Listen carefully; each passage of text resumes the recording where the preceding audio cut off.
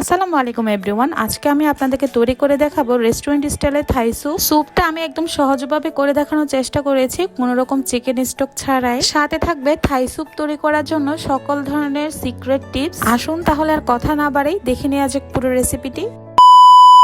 Thai soup তৈরি করার জন্য প্রথমে আমি নিয়ে নিলাম এখানে বোনলেস চিকেনগুলো আমি জুলিয়ান কাট করে কেটে নিয়েছি, মানে যতটুকু সম্ভব পাতলা করে কেটে নিয়েছি। এরপর নিয়ে নিলাম মাশরুম, যে কোনো সুপার শপে ইজিলি মাশরুম পেয়ে যাবে। নিয়ে নিলাম চিংড়ি মাছ, এই চিংড়ি মাছগুলো খোসা ছাড়িয়ে নিয়েছি। এখন নিচ্ছি ডিমের সাদা অংশ নেওয়া যাবে না, হলুদ অংশ নিতে হবে। সাথে নিয়ে নিচ্ছি টমেটো কেচাপ হাফ কাপ পরিমাণ, রেড চিলি সস নিয়ে নিয়েছি হাফ কাপ পরিমাণ। পরিমাণটা অবশ্য কতটুকু স্যুপ বানাবেন সেটার উপর ডিপেন্ড করে আপনারা ব্যবহার করবেন। 2 টেবিল চামচ পরিমাণ দিয়ে দিলাম লাইট সয়া সস। এখন নিয়ে নিচ্ছি থাই স্যুপের মেন ইনগ্রেডিয়েন্টস, এই লেমন গ্রাস অথবা থাই পাতা, যে কোনো সুপার শপে ইজিলি পেয়ে যাবেন। আমি নিয়েছিলাম ইউনিমার্ট থেকে। আমি এখন এই লেমন গ্রাস গুলোকে কেটে নিচ্ছি, কতটুকু সাইজ করে কেটে নিচ্ছি নিশ্চয়ই দেখলে বুঝতে পারবেন। কেটে নেওয়ার পর ছুরির উল্টো পাশ দিয়ে এরকম একটু থেতো করে নিতে হবে, তাতে করে কিন্তু স্ট্রং স্মেল পাওয়া যাবে। এখন আমি এই লেমন গ্রাস গুলোকে স্যুপের মধ্যে অ্যাড করে দিলাম, সাথে 3 টুকরো আদার স্লাইস অ্যাড করে দিলাম। 1 চামচ পরিমাণ অ্যাড করেছি চিনি, টমেটোর টকটাকে ব্যালেন্স করার জন্য চিনিটা অ্যাড করা হয়েছে। আর স্বাদ মতো দিয়ে দিলাম লবণ। এখন দিয়ে দিচ্ছি আমি 4 কাপ পরিমাণ পানি। পানিটা আপনারা কতটুকু পরিমাণ স্যুপ আপনারা তৈরি করবেন সেই অনুপাতে কিন্তু পানিটা ব্যবহার করবেন। এখন সবগুলো উপকরণ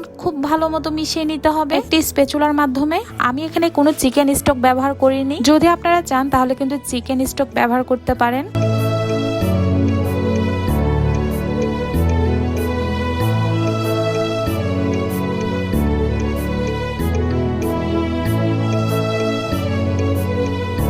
এখন আমি হাঁড়িটাকে চুলায় বসিয়ে দিলাম, আর চুলার হিট অবশ্যই হাইতে রাখতে হবে। মোটামুটি যখন সবকিছু ভালো মতো সিদ্ধ হয়ে যাবে তখনই আমি 2 টেবিল চামচ পরিমাণ কর্নফ্লাওয়ার নর্মাল পানিতে গুলিয়ে অ্যাড করে দিচ্ছি। কর্নফ্লাওয়ার দেওয়ার পরপরই কিন্তু স্যুপটা ঘন হওয়া শুরু করেছে। এই পর্যায়ে চুলার হিটটা একটু কমিয়ে দিয়ে অনবরত নেড়ে চেড়ে দিতে হবে। এই পর্যায়ে আমি আরো 10 মিনিটের মতো রান্না করে নিচ্ছি। শেষ পর্যায়ে অ্যাড করে দিতে হবে কাঁচামরিচ। আমি এখানে 3টি কাঁচামরিচ অ্যাড করেছি, কোনো ঝালের জন্য ব্যবহার করিনি, চাইলে আপনারা কাঁচামরিচটা স্কিপ করতে পারেন। এইদিকে আমার স্যুপ রান্না হয়ে গিয়েছে। এখন আমি অন্থন ফ্রাই করে নিচ্ছি। অন্থন ছাড়া তো স্যুপ জমেই না, মাঝে মধ্যে মনে হয় এই অন্থনটা মনে হয় স্যুপের জন্যই এসেছে। বেশ, এখন গরম গরম পরিবেশনের পালা। খুবই কম সময়ে এবং অল্প কিছু উপকরণ দিয়ে তৈরি হয়ে গেল restaurant style authentic Thai soup. আশা করছি পুরো রেসিপিটি আপনাদের ভালো লেগেছে এবং সহজে লেগেছে। থাই স্যুপের অরিজিনাল স্মেলটা আসেই লেমন গ্রাস থেকে। লেমন গ্রাস ছাড়া থাই স্যুপ একদমই তৈরি করা পসিবল না। এমনিতে স্যুপ হবে ঠিকই, কিন্তু থাই স্যুপের যে অরিজিনাল স্মেল সেটি পাবেন না। স্যুপ কেমন হয়েছে তা নিজের কানেই শুনুন।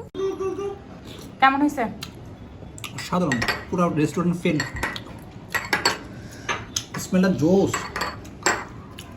তো আজকের রেসিপিটা কেমন লেগেছে জানাবেন। আজকের মতো বিদায় নিচ্ছি, সবাই ভালো থাকবেন এবং আমাদের জন্য দোয়া করবেন। আল্লাহ হাফেজ।